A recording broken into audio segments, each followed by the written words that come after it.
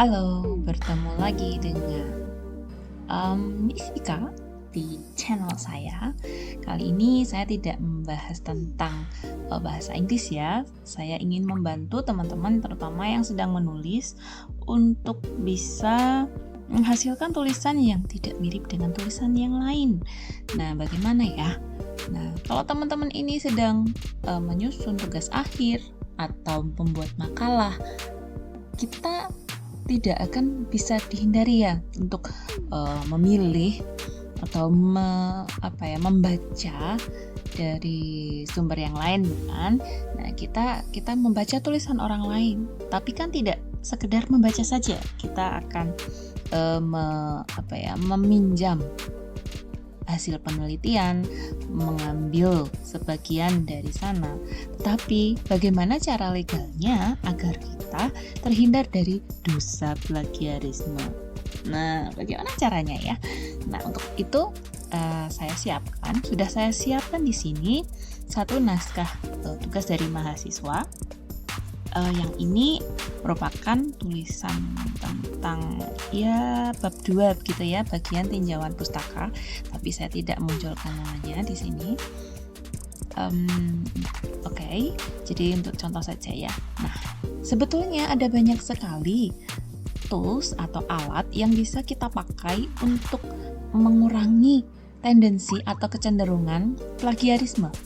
Nah, karena salah satu cara untuk mengatasi plagiarisme itu adalah dengan paraphrasing atau men-summary ya, meringkas, mengubah teks tetapi tetap dengan menyebutkan sumbernya ya. Tetapi mengubahnya dengan kalimat lain atau kata lain atau strukturnya diubah. Kalau misalkan dilakukan manual itu memang membutuhkan waktu dan keterampilan dan keahlian yang cukup lama. Tetapi kalau misalkan waktunya terbatas, bisa menggunakan tools online atau alat-alat yang bisa ditemukan secara daring. Dan alat-alat tersebut ya walaupun memang menggunakan artificial intelligence untuk membantu kita, tetapi tetap kitalah yang menjadi penyaring atau filter akhirnya. Betulkah yang dia singkat atau yang dia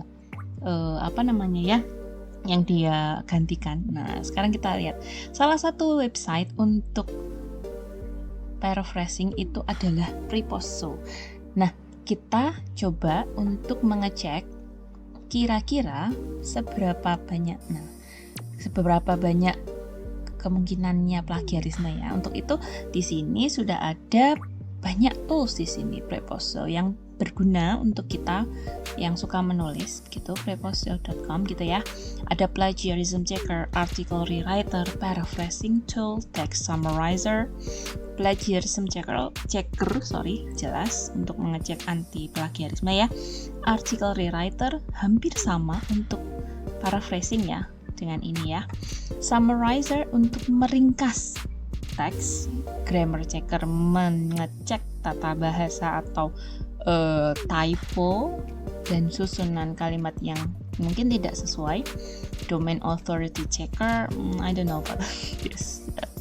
Tapi yang jelas yang sangat berguna untuk penulis pemula atau penulis ya kita semua adalah plagiarism checker, rewriter, paraphrasing tool, text summarizer, dan grammar checker. Nah, lainnya nanti bisa di sendiri ya, di explore sendiri. Sekarang saya mau fokus ke plagiarism checker. Nah, kita tadi sudah mengcopy ya satu paragraf yang ada di tugas mahasiswa saya. Sekarang saya paste. Oke, cuma sampai segini ya, tidak apa-apa. Nah, karena ini bahasa kita adalah bahasa Indonesia, maka kita pilih other language, lalu cek plagiarism. Oke, di sini sudah berjalan prosesnya ya. Nanti akan berputar. Let's check. Iya, kita lihat hasilnya. Karena mahasiswa atau kita ya, rata-rata kita semua kita bersama itu kadang membuat kesalahan atau membuat kekeliruan ketika menulis itu kita mengecek.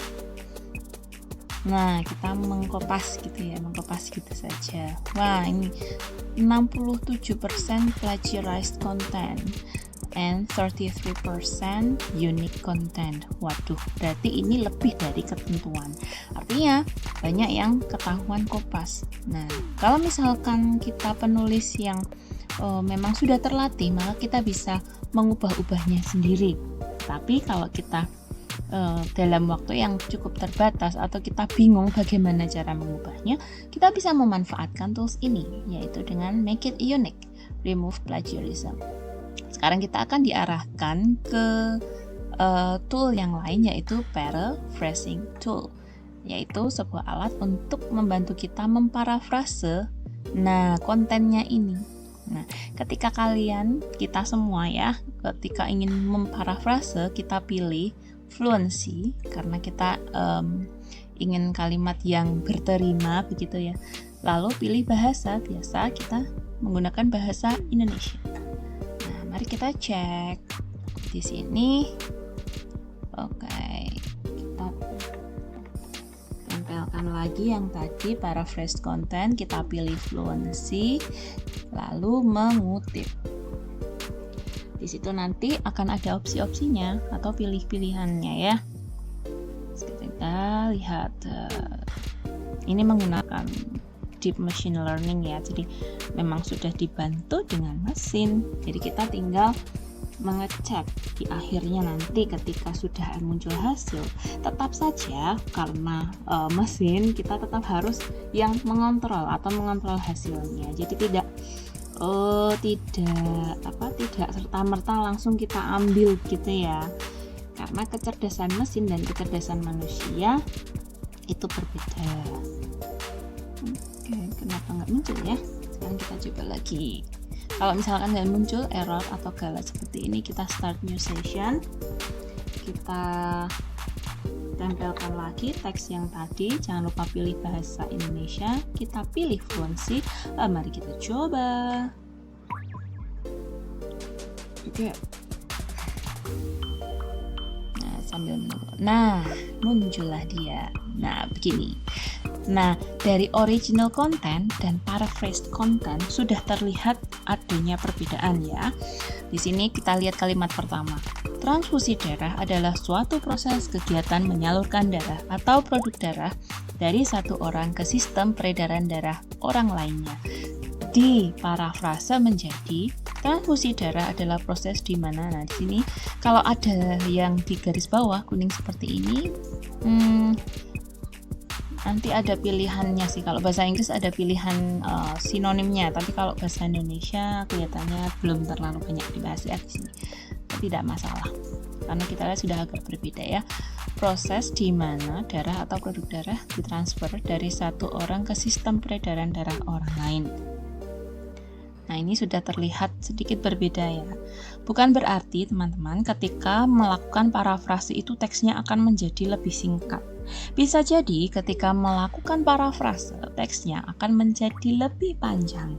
Karena apa? Karena kita sedang melakukan pengubahan, entah itu pengubahan struktur, pengubahan kata menjadi misalkan aslinya kata kerja menjadi kata benda dan sebagainya gitu ya. Nah, nanti tinggal kalau sudah selesai nih ya. Kalau sudah selesai kita tinggal meng-copy paste. Ini menggunakan copy. Kalau sudah betul ya. Tapi kalau belum betul silakan dicek lagi menggunakan pikiran kita. Jadi tetap kita yang mengendalikan ya. Well, itu tadi salah satu cara untuk kita melakukan parafrase dalam waktu yang singkat atau menggunakan tool daring, alat daring. Jadi kita bisa mengecek tulisan kita itu apakah terbebas dari plagiarisme ataukah kita sendiri banyak yang terdeteksi plagiarisme. Nah, untuk menghindari itu kita harus melakukan parafrase. Jadi silahkan mencoba untuk preposter.com ini salah satu alat parafrase. Nah, nanti sebetulnya banyak juga yang lainnya. Tapi silahkan, keputusan ada di tangan kalian semua untuk mencoba dulu ya. Terima kasih menyaksikan video saya. Sampai jumpa di video-video berikutnya.